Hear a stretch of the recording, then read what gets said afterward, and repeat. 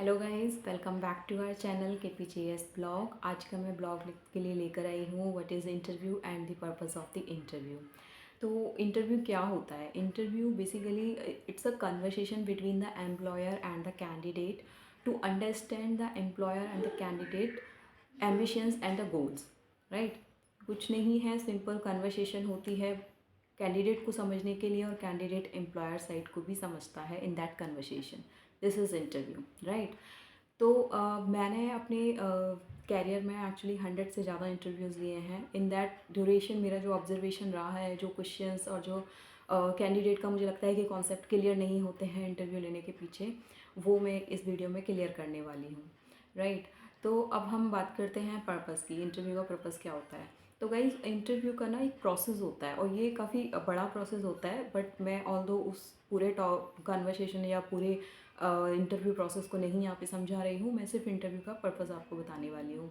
तो होता क्या है, जब भी आपका रिज्यूम स्क्रीन किया जाता है, तो अगर आपने रिज्यूम बहुत अच्छे से बना रखा है या आपने बनवा रखा है, क्योंकि कभी कभी ऐसा भी होता है कि बहुत लोग अपना रिज्यूम, अपना अच्छे से अच्छी जॉब पाने के लिए अपना जो रिज्यूम है उसको बहुत अच्छा, बहुत अट्रैक्टिव बनवा लेते हैं। आपने सुना होगा, रिज्यूम राइटिंग होती है, उनकी हेल्प से हम अपना रिज्यूम बहुत अच्छे से रिप्रेजेंटेटिव बनवा सकते हैं, राइट।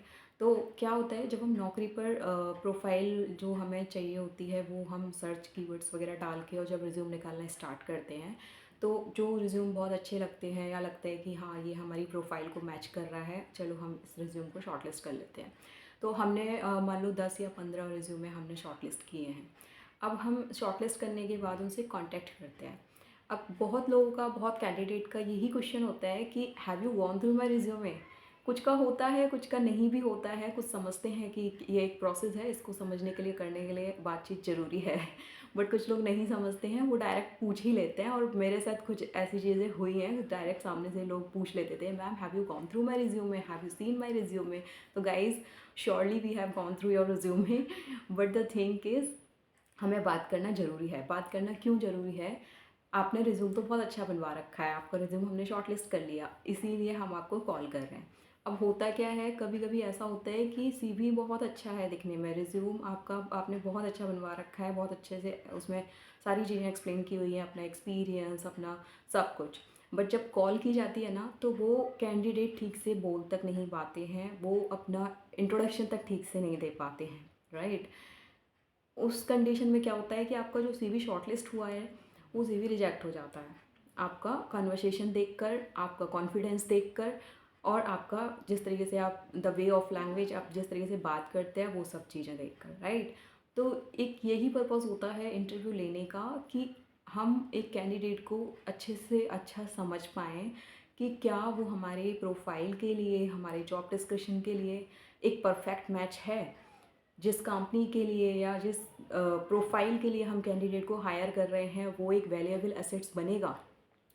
तो इन सब चीज़ों के लिए हम कैंडिडेट को स्क्रूटनिंग करते हैं कि हम उसको अच्छे से अच्छे समझ पाएँ, जान पाएँ, और उसी के लिए कन्वर्सेशन करना ज़रूरी होता है।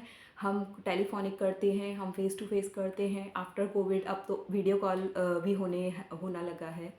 तो यही सारी चीज़ें होती हैं। देखो, इस कॉन्सेप्ट को समझना बहुत ज़रूरी है। सीवी आपका देखते हैं, सारे रिक्रूटर देखते हैं, सारे एचआर्स देखते हैं। इसमें कोई मतलब दो राय नहीं है कि आपका सीवी नहीं देखा गया है, आपको डायरेक्ट रैंडम कॉल किया जा रहा है, ऐसा नहीं होता है।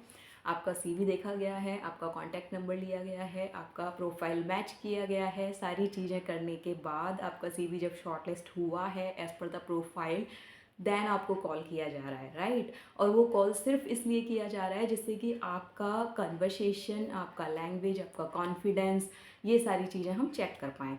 आफ्टर दैट आपके इंटरव्यू कंडक्ट होते हैं फॉर फेस टू फेस के लिए।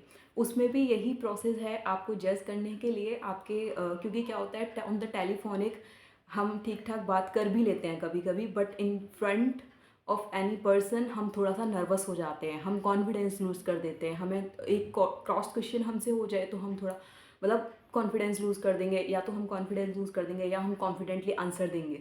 तो जब हम कॉन्फिडेंटली सारी चीज़ों का आंसर देते हैं तो हम शॉर्टलिस्ट होते हैं, लेकिन जब हम कॉन्फिडेंस अपना लूज़ करते हैं तो वहीं पर हमारा रिजेक्शन जो है हो जाता है, राइट।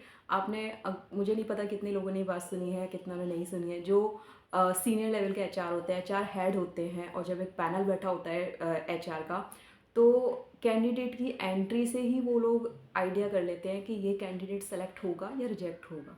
तो ये सारी चीज़ें ना एज़ पर एक्सपीरियंस और इन सब चीज़ों से आपको मिलता है सीखने को।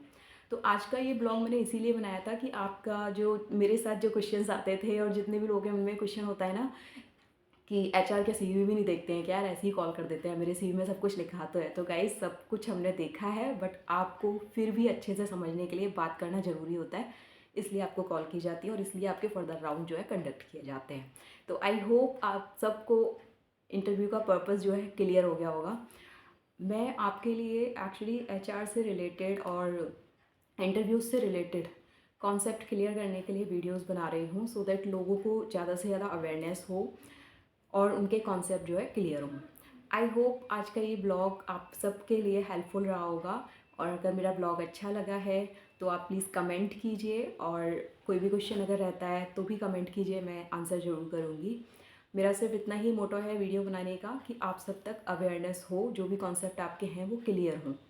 एज़ मेरा एक्सपीरियंस है, मैंने ये सारी चीज़ें फेस की हैं, तो मैं इनको जो है शेयर कर रही हूँ।